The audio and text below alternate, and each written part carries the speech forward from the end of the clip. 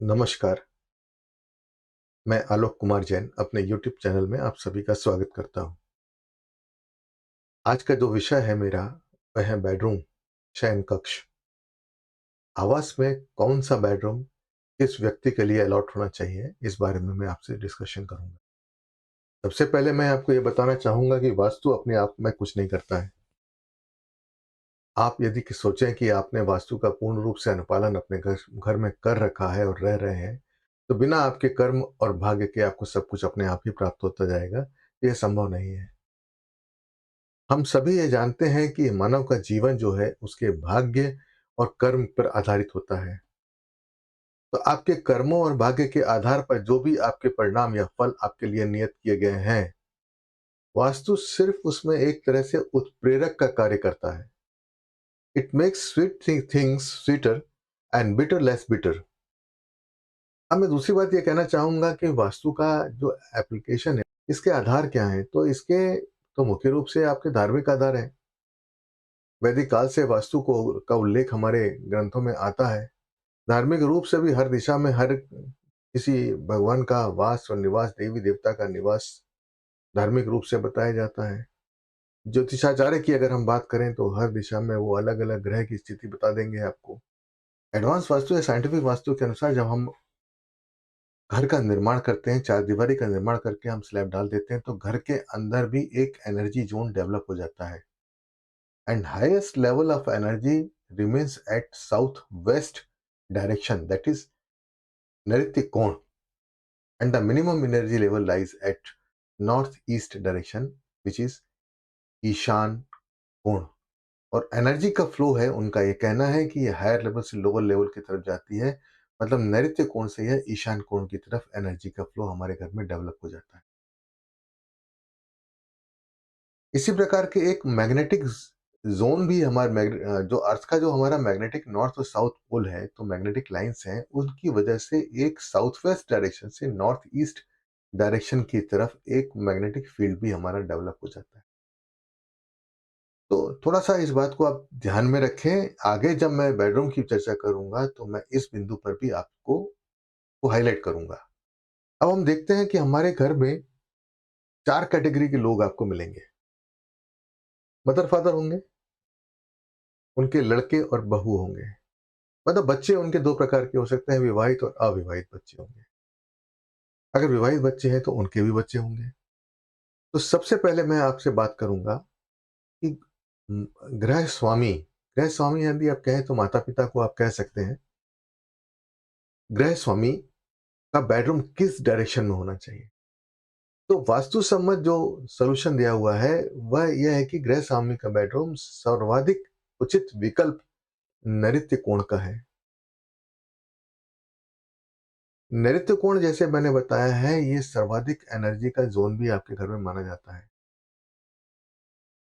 क्योंकि घर में सबसे ज़्यादा लोड घर के मुखिया पे होता है, सबसे ज़्यादा थकान उसे होती है, तो उसको एनर्जी को रीगेन करना भी आवश्यक होता है।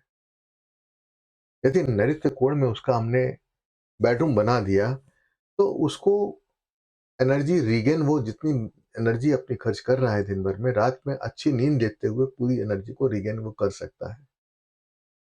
ये मेरा साइंटिफिक वास्तु के अनुसार मेरा अपना विश्लेषण है।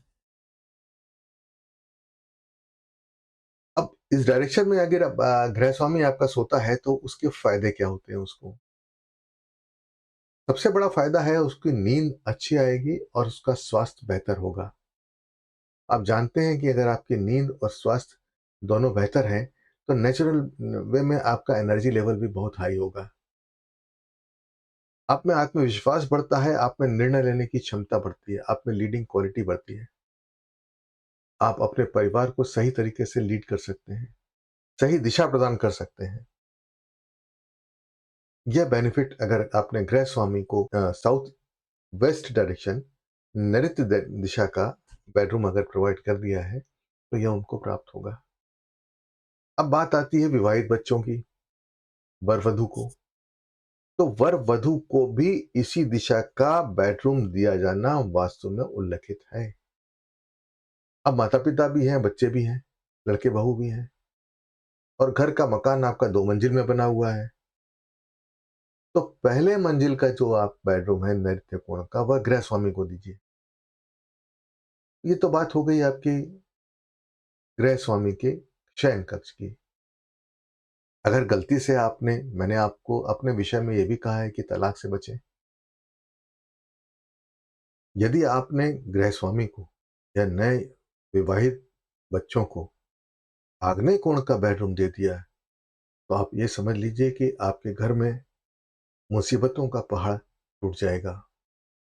रोज नए प्रकार के झगड़े होंगे, कलह होगी और झगड़े इस स्थिति तक पहुंच जाएंगे कि आप में तलाक की नौबत भी आ सकती है। आपके अनावश्यक खर्चे शुरू हो जाएंगे। यदि खर्चे शुरू हो गए तो आपको आर्थिक तंगी आना शुरू हो जाएगी। तो आग्नेय कोण का शयन कक्ष माता पिता या नवविवाहित पुरुष एवं स्त्री को हम नहीं दें। ब्रह्म स्थान का शयन पर भी हमें शयन कक्ष बनाने पर बाध्यता बताई गई है। वास्तव में ब्रह्म स्थान में हमें कभी भी घर में किसी भी सदस्य का शयन कक्ष हमको नहीं बनाना है। नैऋत्य दिशा के शयन कक्ष में छोटे बच्चों को सुलाना भी उपयुक्त नहीं कहा गया है। इनको सुलाने से घर में किचकिच और एक कलह की स्थिति बनी रहती है, तो इसे भी आप यथासंभव अवॉइड करें। मैं थोड़ा-सा ईशान दिशा की मैं बात करूँगा। ईशान दिशा में अगर आपने शयन कक्ष बनाया हुआ है, तो यह एक्चुअली में ईशान जो दिशा होती है, वो मुख्य रूप से मंदिर के लिए होती है, भगवान के लिए होती है। इसे भगवान का स्थान माना जाता है। ईशान दिशा का मतलब हो गया आपका नॉर्थ ईस्ट डायरेक्शन। तो यहाँ पे हम बेडरूम बनाना वास्तु संगत नहीं बताया गया है। इससे घर में रोगों में वृद्धि होती है, इसे अशुभ बताया गया है। आप में संकट आएँगे और घर की प्रगति में भी बाधाएँ उत्पन्न होंगी। और ऐसा भी लिखा हुआ है वास्तु में कि इस दिशा में अगर हमने अविवाहित कन्याओं को सुलाया है या सुलाते हैं, तो उनके विवाह में भी विलंब होता है।